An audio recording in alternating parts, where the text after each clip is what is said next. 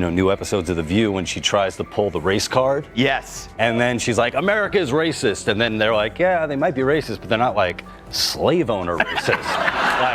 like somebody that we... That's so true. Yeah. One thing, and I would have even actually not give her any is she said, well, like, I guess that's just what they did back then. Yeah. She should have followed that up with saying something along the lines of, and I understand that that's a departure from the way I've talked about this before. The punchline landed perfectly, and the audience burst into laughter. But Gutfeld didn't just stop at making jokes. He used the moment to call out what he saw as blatant hypocrisy. For years, Sunny has been outspoken about holding others accountable for their ancestry, often framing her arguments around systemic oppression and historical responsibility. Yet, when confronted with her own family's troubling past, she seemed to shrug it off, calling it just a fact of life. Gutfeld didn't let that slide. He pointed out how moments like these reveal the risks of identity politics, when the story someone pushes doesn't quite match the reality. He argued that Sunny's moral high ground had taken a serious hit, and stressed the importance of self-awareness and nuance when discussing complicated topics like race and history. It is funny. She is so wrapped up in identity and she had no idea who she was. Well, now we understand why she always makes Whoopi get the coffee. Exactly, because if she is shaming descendants of this, will she continue to do that when she is now one of them? Gutfeld explained that reducing complex issues to identity-based narratives can sometimes lead activists like Sunny to overlook important context, including their own contradictions. The real irony, he pointed out, wasn't just that Sunny's ancestors were involved in a system she passionately opposes, but that she avoided taking the moment to reflect on it. Instead, she quickly brushed past it, downplaying its significance. His commentary struck a chord with many who saw this as a prime example of what happens when moral superiority runs up against uncomfortable truths. To Gutfeld, this wasn't just about Sunny. It was a bigger lesson on how personal accountability often takes a back seat to performative outrage. After Sunny's shocking family history came to light, the internet wasted no time reacting. Social media exploded with memes and jokes, including one particularly viral caption, "Reparations? Let me write that check to myself real quick." Platforms like Twitter and TikTok were flooded with a mix of sharp humor and strong opinions, making the moment impossible to ignore.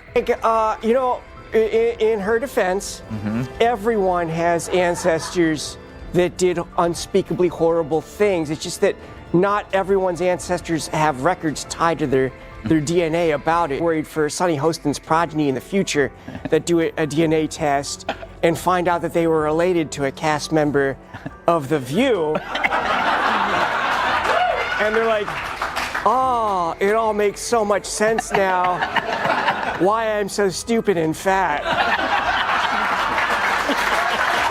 Some people defended Sunny, saying she shouldn't be blamed for what her ancestors did, but many others couldn't ignore the obvious contradiction. Sunny, who has built her platform on holding others accountable for their history, seemed to brush off her own with nothing more than a casual shrug, calling it just a fact of life. This sparked a heated debate. Should public figures like Sunny be held to the same moral standards they demand from others? Critics argued that her response lacked the reflection and growth expected from someone so outspoken about accountability. The irony of the situation made sure the backlash didn't fade quickly, keeping the conversation going for weeks. The fallout from Sunny's revelation didn't just stir up controversy, it also made things awkward on The View. When the bombshell dropped about her ancestors being slave owners, the usual lively energy at the table disappeared into an uncomfortable silence. Even Whoopi Goldberg, known for her quick comebacks, hesitated, seemingly unsure how to handle such an ironic twist. Meanwhile, over on Greg Gutfeld's panel, the reaction was the complete opposite. His co-hosts didn't hold back, throwing in sharp but playful jabs. One even joked that Sunny might have to start shaming herself for her family's past. The panel's laughter drove home their criticism of what they saw as her double standards, further exposing the cracks in her moral high ground. Rosie O'Donnell also weighed in, offering a more thoughtful perspective on the situation.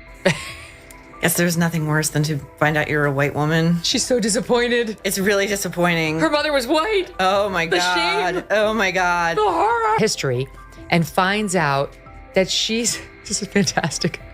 She is descended from slaveholders. She's descended from slaveholders, and she's been apparently getting a lot of mail about her call for reparations because it turns out she's going to be paying them and not actually receiving them. Rosie O'Donnell emphasized that people should be judged by their actions, not their ancestry, while also pointing out how identity politics can sometimes oversimplify complex issues like race and history. Her perspective highlighted how discoveries like these can challenge rigid narratives and force uncomfortable self-reflection. The reactions from both Sunny's supporters and critics revealed a clear divide. Some saw this as an opportunity to discuss personal accountability, while others viewed it as yet another example of identity politics backfiring in a big way. No matter where people stood, the tension surrounding Sunny's response was impossible to ignore. Her reaction to her family's shocking past felt like a missed opportunity. Instead of using the moment to reflect or start a meaningful conversation about the complexities of ancestry and accountability, she brushed it off as just a fact of life. For someone who has built a career on holding others to high moral standards, this casual dismissal left many feeling unsatisfied. This could have been a moment of growth. Sunny had the chance to acknowledge the irony,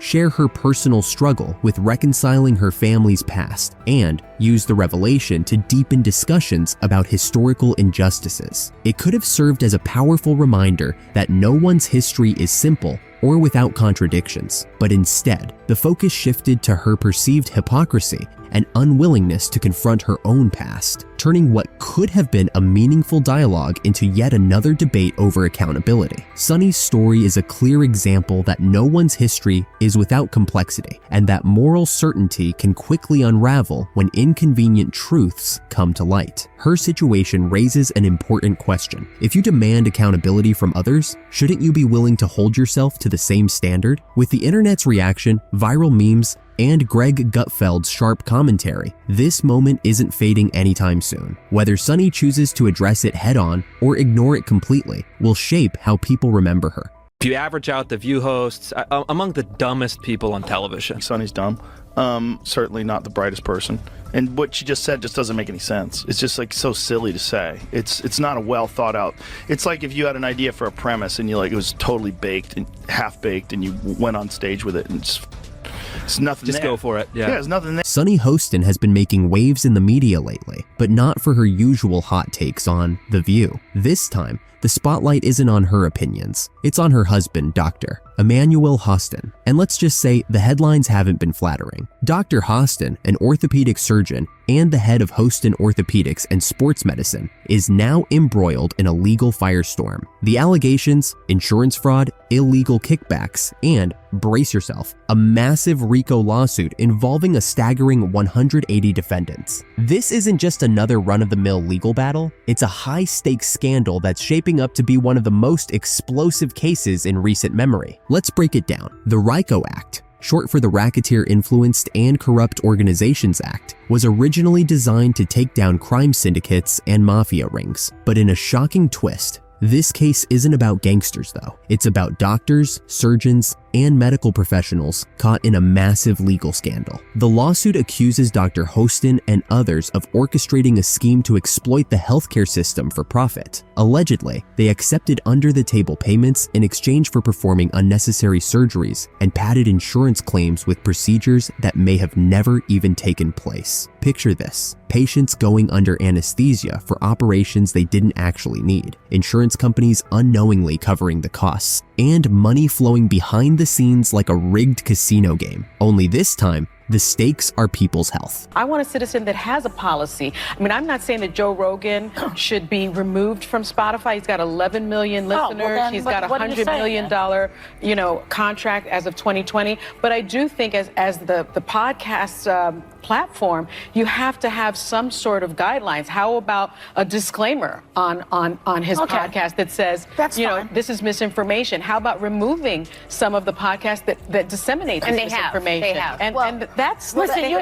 The lawsuit takes direct aim at Dr. Hostin, accusing him of receiving financial kickbacks for recommending and performing arthroscopic surgeries, those minimally invasive joint procedures. At first glance, these operations might seem routine, but according to the lawsuit, many of them were completely unnecessary. Were these patients actually in need of knee or shoulder surgeries? Or were they just unwitting participants in a money-making scheme? If these allegations hold up, this could go down as one of the most shocking medical scandals in recent history, outdoing even the most dramatic soap opera plotlines. Imagine putting your trust in a doctor only to find out you were nothing more than a pawn in a profit-driven scam. That kind of betrayal doesn't just hurt. It shakes the very foundation of the doctor-patient relationship. American Transit Insurance Company, the Would You, Are They plaintiffs, are crying foul, claiming they were scammed out of millions by being charged for surgeries that were either completely unnecessary or never even took place. But let's not forget, insurance companies have their own history of shady dealings. They've been called out for shortchanging doctors, rejecting valid claims, and bending the rules to avoid payouts. So, is this a legitimate takedown of a fraudulent medical scheme, or just a convenient scapegoat strategy from a company on the brink of financial trouble? According to a new lawsuit obtained by Page Six,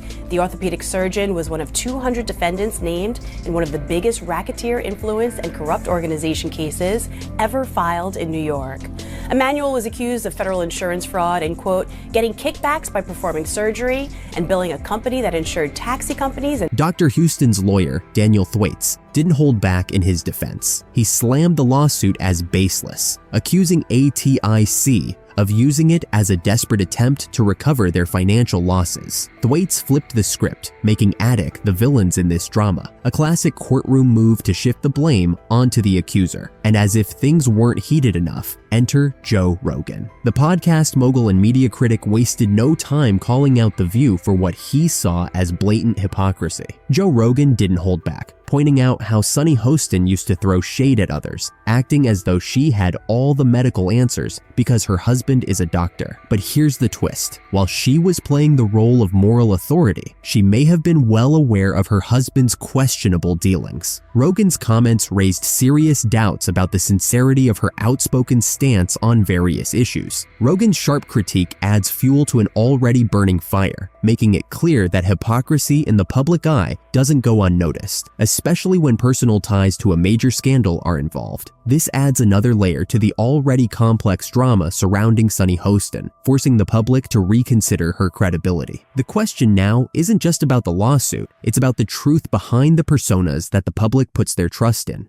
I don't understand how you say you love your country at the same time as you normalize this convicted felon, which I can... It's wild how The View went from championing unity and inclusion to taking shots at Carrie Underwood, one of the most respected and talented voices in country music, just because she agreed to perform at the president's inauguration. You'd think someone like Carrie, who's practically America's country music sweetheart, would be applauded for wanting to take part in a historic national event. But instead, the moment she accepted the gig, the backlash exploded. Critics came out in full force, demanding her cancellation and accusing her of supporting a so-called convicted felon. Seriously, people actually ran with that narrative. But how did things escalate so quickly? And why does it feel like Carrie's the only one rising above the noise? Before the drama took over, she was universally adored, a small-town girl with a voice that stole the show on a major singing competition. Let's break down how this all spiraled and why Carrie might just walk away from it all with her head held high. Country superstar Carrie Underwood has spent most of her career avoiding political talk, but she's set to perform at the upcoming inauguration.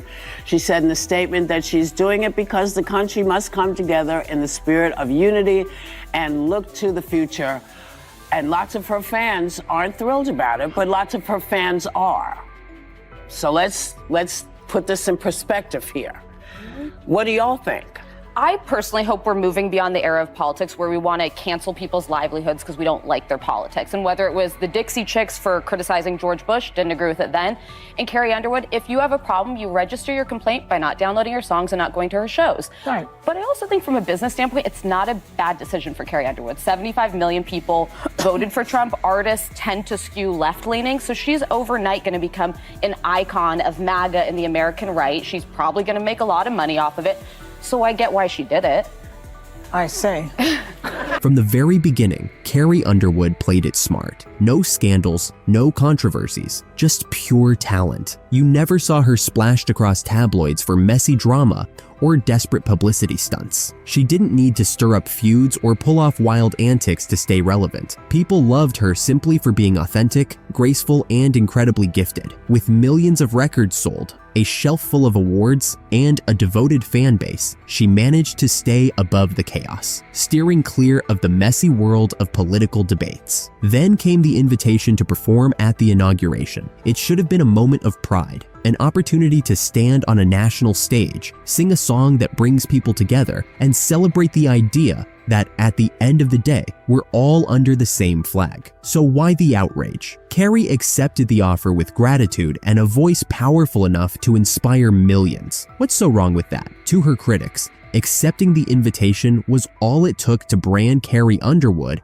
as a full-blown MAGA supporter, and they wasted no time calling for her to be canceled, boycotted, and blacklisted. Whatever it would take to knock her down. Sure, some loyal fans jumped to her defense online, but a fresh wave of detractors seemed determined to take her down. And for what? Singing America the Beautiful on a national stage? Seriously, let's rewind to the moment Carrie said yes. She got the official invite to perform at the inauguration, a huge honor by any standard. Instead of dodging the opportunity, she proudly shared her excitement about celebrating the country she loves. Her statement? A simple message about unity and looking toward the future. Hardly controversial, right? Well, you'd think so. Right now, I wouldn't do it, even though I can't sing. You would not sing? No, I would not. I would not normalize him. And she says, I love our country. How do you love your country and support and normalize somebody who was a convicted felon who really wants to destroy the country, in my opinion?